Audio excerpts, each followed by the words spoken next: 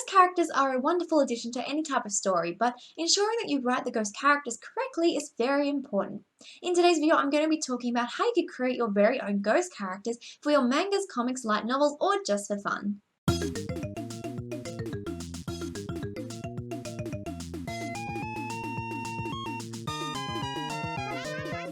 Hi everyone, if you don't already know me, my name is Vinay Cross and on this channel I dedicate all my videos to helping you turn your manga into a masterpiece. If you're new to this channel, please consider hitting that little subscribe button. It really helps support me and my channel, and it also ensures that you never miss a new video. I upload new videos every Sunday and Thursday all about manga creating, and I'd love to have you join me on this channel. So this video is divided into two parts. In the first part, I'm going to be talking about how to actually write ghost characters, and in the second part, I'm going to be talking about how to design ghost characters. First of all, when writing ghost characters, consider if they are a good or bad spirit. Whether they are a good or bad spirit in your story will really influence how they treat the characters in your story and what they actually do in the story. For example, the good ghost characters may help to provide information to your characters or help to guide them towards the right direction that they need to go to. Whereas if you have a bad spirit character in your story, they may actually be working with the villains of your story or simply causing problems and stop your character from being able to achieve what they want. The next thing you want to do is decide on the type of ghost in your story. There are different categories of ghosts, and understanding these categories can help you to create your ghost characters a lot more effectively. You may only choose to have certain types of ghosts in your story, or you may choose to have all types of ghosts within the characters in your book. Here is a list of the different types of ghost characters you might want to include in your story. The first type is deceased relatives or descendants of your main character or characters. So they may be people that your character has known in the past, like a grandparent for example, or someone way further back that is their ancestor. The second type of ghost is poltergeists. Now, these ghost characters may be bad ghosts, or they may simply be good ghosts, but they are mischievous. A poltergeist can move objects, turn lights on and off, slam doors, and so on.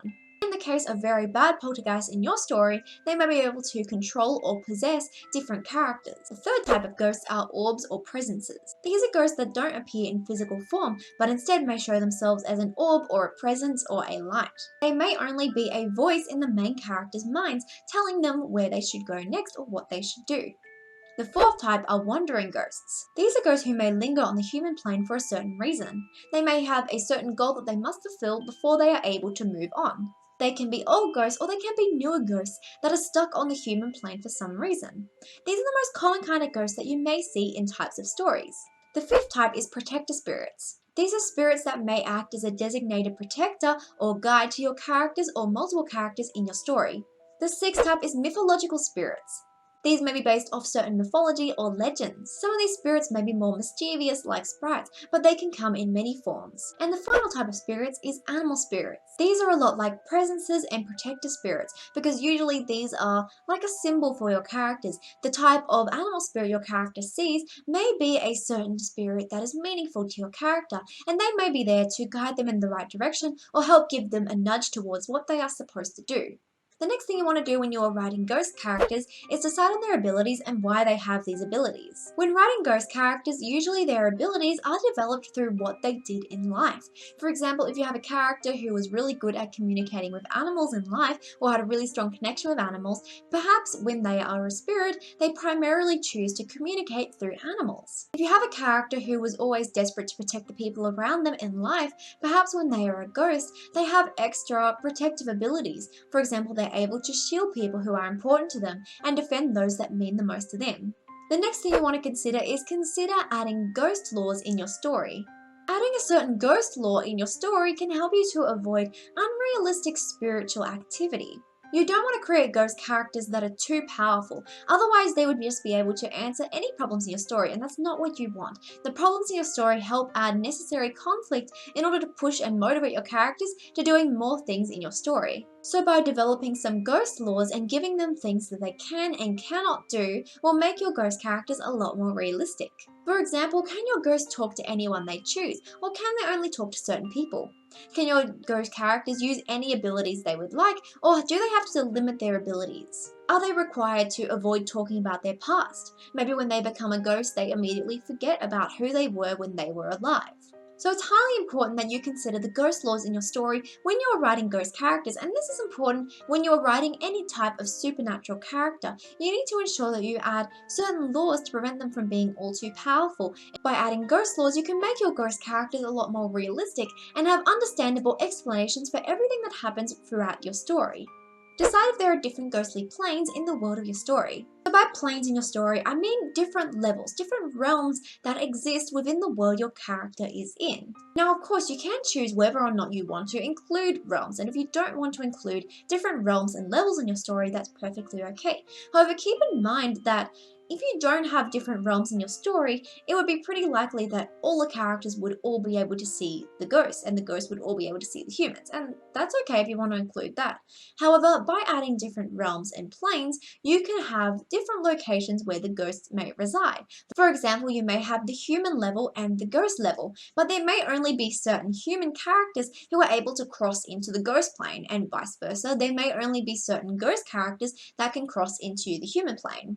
To keep it in simple terms, you may have the human realm, the in-between, and the afterlife, whatever you would like to call that. What you do with these different ghostly planes is really dependent on the location and what kind of setting you want to choose in your story, because different cultures and locations will make the afterlife appear in different ways. For example, if your story is set in a specific location, such as Japan, viewing the way the Japanese view the afterlife and spirits is a good way to keep your story realistic to the time. So wherever your story is set in the world, or whatever time it is set in, consider how that time and the people may view the afterlife and spirits, and decide if you want to include that aspect in your story, because it can give an aspect of realism to the spirit world in your story, and it can make it more natural when you introduce the ghost characters into your world. My next tip is consider what is holding back your ghost character from the afterlife. Usually, if there is a ghost character communicating with your human characters, it is because there is some reason that they cannot move on. Otherwise, they wouldn't be communicating with your human character, they would have already moved on. So there is something tying your ghost character to the human world, and it's up to you as the writer to figure out what is tying your ghost character to that world. So for example, there may be something they were able to unfulfill in life. They may have had a dream that they were always striving towards, but they couldn't do it. So they're relying on your human character to fulfill that goal for them before they can move on. Or perhaps they are wanting revenge on another character, and so they are really focused on that, and so your human character is trying to help them move on from that and feel at peace with the life they live. Or as another example, your character may have felt like they didn't do enough in life, so as a spirit they really want to live their life to the fullest. So consider a goal or mission for your ghost character, and also think about why this goal or mission may be tying your ghost character to the human world in such a way that they cannot move on. My next tip is give them a strong backstory. Ghost characters are a certain type of character that have some of the most interesting histories. Reveal not only who they were in the past and the things they did, but also reveal any regrets they may have, anything that may still be connecting them to life, the people who were around them, and how they may feel about the fact that they are a spirit. What might be really interesting is that your ghost character may be from a different time in history than your main character. Also consider how their life affects their personality and their perceptions of the people around them. The life of a ghost can really add a lot more to their personality and their perception of the world around them. For example, if your ghost character was born in the 19th century and grew up in the 19th century, they would likely have a much different perception of the people around them and a much different personality than your human character might have in their modern world.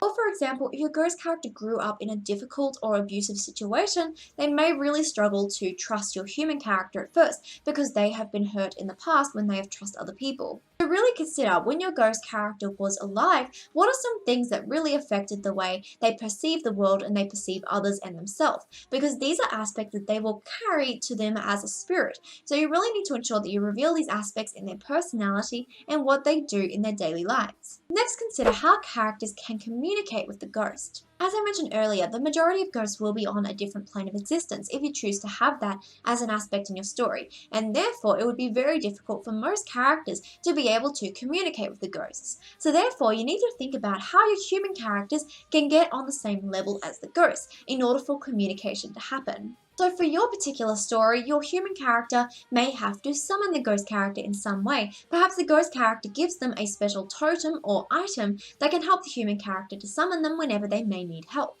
Or for example, in your story, your characters may need to be near-death or have had a near-death experience in the past in order for them to be able to communicate with the ghosts. Or perhaps any character in your story could communicate with the ghost through a special item such as a mirror or a reflection. Maybe there are only certain characters in your story who have the ability to do this. So really consider for your story, in order to keep things realistic, how can your characters communicate with the ghosts, and which types of characters can have these abilities. So now we're up to the second part of this video, which is all about designing ghost characters. First of all, decide if their death affects their appearance. This is not always the case, but for example, if your character was stabbed, then in death as a ghost, they may still have a stab wound on them. Or for your story, you may choose to have no ghost characters reveal signs of their death on their spirit form. So really consider if the death of your character affects the way they look as a spirit, and if it does, ensure that it is integrated with their design. My next tip is consider what the ghost character was wearing on death. It's really up to you to decide what your character wears after death.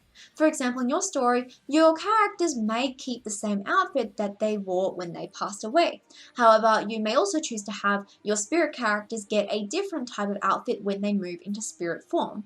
Or in your story, there may be different types of spirit ranks, and depending on the rank, your character may have a different type of outfit or a different type of embroidery on the outfit. Also consider associating each ghost with a type of color. Just like the ghosts in The Sims, you may also choose to associate your ghost characters with different colors. However, be warned, this can be a lot more difficult to do in a black and white manga. So if you are creating this as a manga over a book, I don't really recommend doing this for a manga because it can get really confusing. And so I really recommend that if you're creating something like a manga or comic that is in black and white form, then probably don't have colored ghosts. But if you're choosing to have a novel, it will be a lot easier to describe the colors of the ghosts. The colors of the ghosts in your story could be associated with how they passed away, like in The Sims, or it could be about their category of ghost, or it could be about their rank in the afterlife. Just for an example. Also look back on your character's life and how that would affect their design. If your character was more prim and proper in life, then their design as a ghost would likely be more reserved and modest. If they grew up in feudal Japan, they would likely wear Japanese style clothes and have a more traditional style of fashion. Their hairstyles would also match whatever time or era they came from. If your spirit character is based off a certain mythology or legend, their outfit and style of dressing would likely be based off that legend. My next tip is decide if different ranks of ghosts affect their appearance. Certain higher ranking spirits may have different aspects to the design, such as a crown for example, or they may have a different embroidery on their clothes or a different kind of glow to them, whereas you may have different kinds of spirits who may have different appearance aspects that can help your characters to tell them apart. Other ghosts may carry items on them that were important to them in life. The bad or negative spirits may have a darker energy and leave traces of that darker energy on anything they touch. So really decide with your spirit or ghost characters if they have different ranks that can really affect the way they look, or you may choose to have all of the ghost characters on the same rank or level. My final tip is consider if their abilities affect the way they look. Any type of ability your characters have could affect the way they look. For example, water spirits could have a kind of watery look to them. Maybe they have hair that looks like water, or they have clothing that seems to float like water around them. Poltergeist spirits who may be able to manipulate electricity may have electrical sparks always flying off them. Spirits who know and are able to predict the future may have a certain timeless appearance to them, something that is more reserved but also very meaningful. Telekinetic spirits may have certain aspects of the design that float. For example, their hair might float up into the air when they are moving around, or their clothes may float when they are moving. They may seem to just glide through the air to wherever they want to go. Thank you so much for watching my video today, everyone. I really hope you enjoyed it. If you did, please let me know in the comment section down below. Let me know about what ghost characters you're creating because I'd really love to hear about them. Feel free to share their designs with me on any of my social media at Midnight's Cross because I always enjoy hearing about what you are creating. Again, thank you so much for watching and I will see you in the next video.